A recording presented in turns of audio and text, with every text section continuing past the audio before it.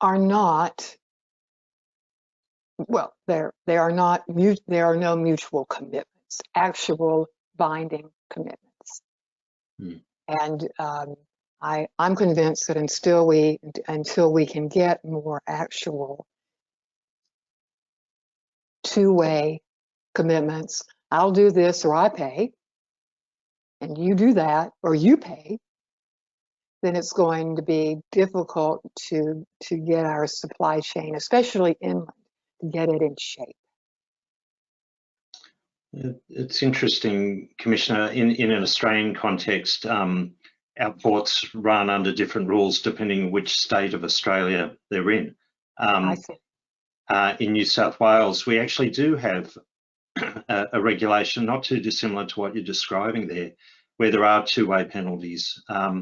The stevedores, if they don't turn trucks around in a particular time frame, they have to pay a penalty or compensate back to the transport operator. And equally, if the transport operator is early or late for their allocated time slot, they pay a penalty to the stevedore. See, there you go. It's not perfect, but from a shipper's perspective, the importers love it because they can predict their landed costs, because the if the transport operator does have to wait, that waiting time is paid for basically by the stevedore. Interesting. Send me that. Yeah, no, I'll send you some more detail through. There's actually a review going to happen on that in New South Wales, which is a little bit of a concern for us, because it's the one area that we actually see that's working quite well. But anyway, hopefully they'll strengthen the provision rather than think that we don't need it, because it has been a good move. But look, what you discussed now is really of significant interest to us in an Australian context. Container detention fees administered by shipping lines. We understand the need for it. That there is a need again for disciplines for importers to return boxes in a timely fashion. It's important equipment, but as we've seen in Australia and in the US and in other parts of the world, we've had empty container congestion. We've had too many of them. Empty container parks have been filling up, and shipping lines have struggled to evacuate sufficient numbers of empty boxes. Yet a lot of shipping lines are still enforcing their container detention penalties. It's a familiar story. So is that what your investigation is looking at, or has it got a different brief again? Yes.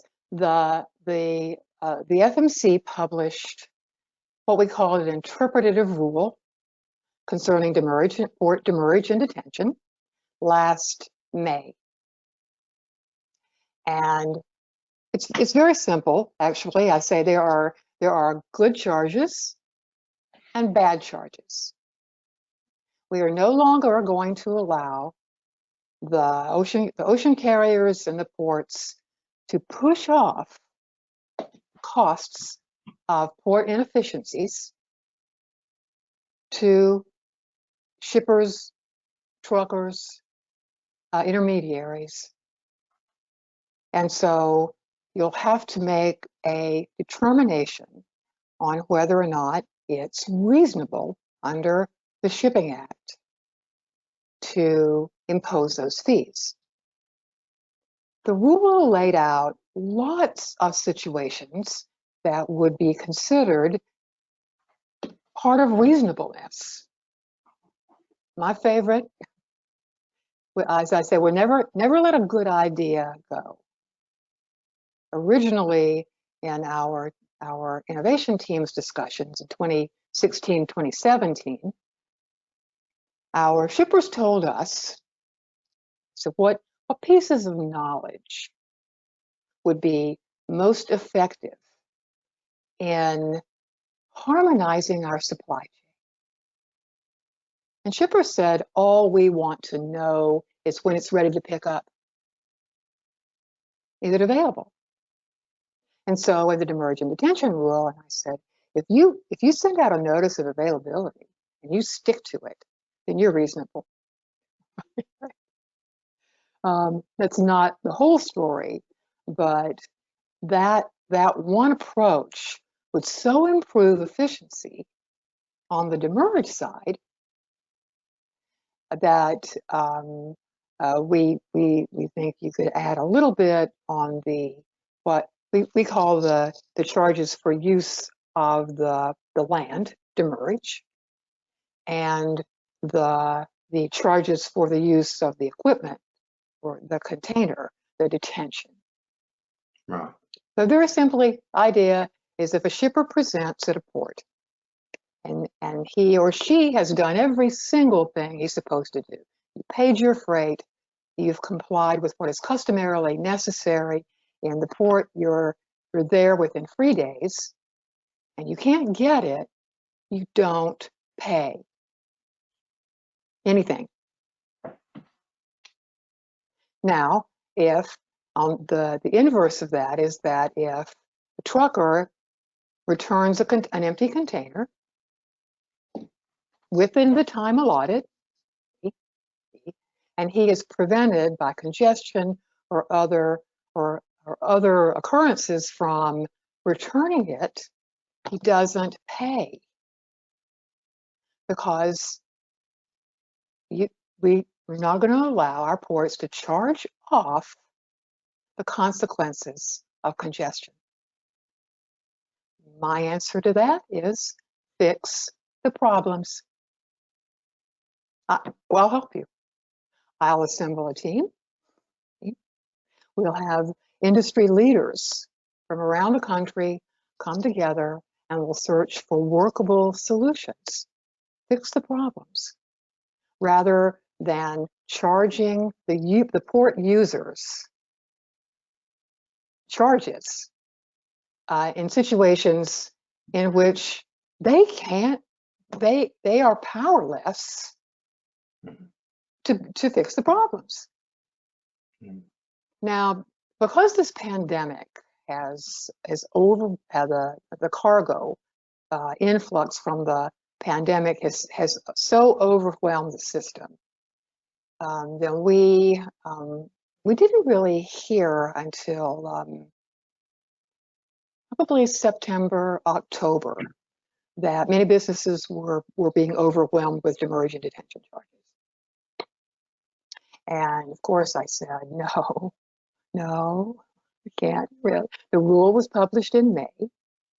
And so a large part of my current investigation is to investigate whether or not there is compliance with the statutory requirement in the Shipping Act for common carriers to establish, observe, and enforce just and reasonable regulations and policies.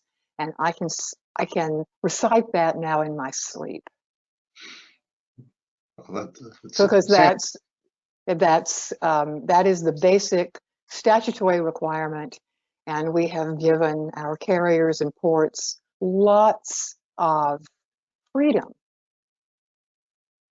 to assemble their own practices that the FMC would believe are reasonable under the law. For example, I don't often cite ocean carriers, but I just heard that Hapag-Lloyd has waived demurrage and detention in LA Long Beach. Now, that's because they understand that it is unreasonable to impose charges in the situations in which there's such extreme congestion, and it's hard to distinguish between the incentivizing part of demurrage and detention. Of course, there are people who keep containers too long, and they should pay. There are people who do not pick up cargo in a timely basis, and they should pay. The challenge, of course, for the carriers and the ports is to distinguish between the two. And what Hapag said is, right, we're going to waive it all for now. Yeah. And one of my staff asked me, and he said, well, is that reasonable? And I said, well, of course. Of course. That is a reasonable action under the circumstances. Okay, Not many other carriers have followed that, I've noticed. But we're working on that now in this investigation, and we're also searching for a process that we could use to get shippers' money back from last year. Wow. Okay. Again, in an Australian context, I keep bringing you back similar situations where we've had a lot of congestion. It's slowly easing. We've had some main lines deploy some sweeper vessels, but in the previous situation, we didn't have like what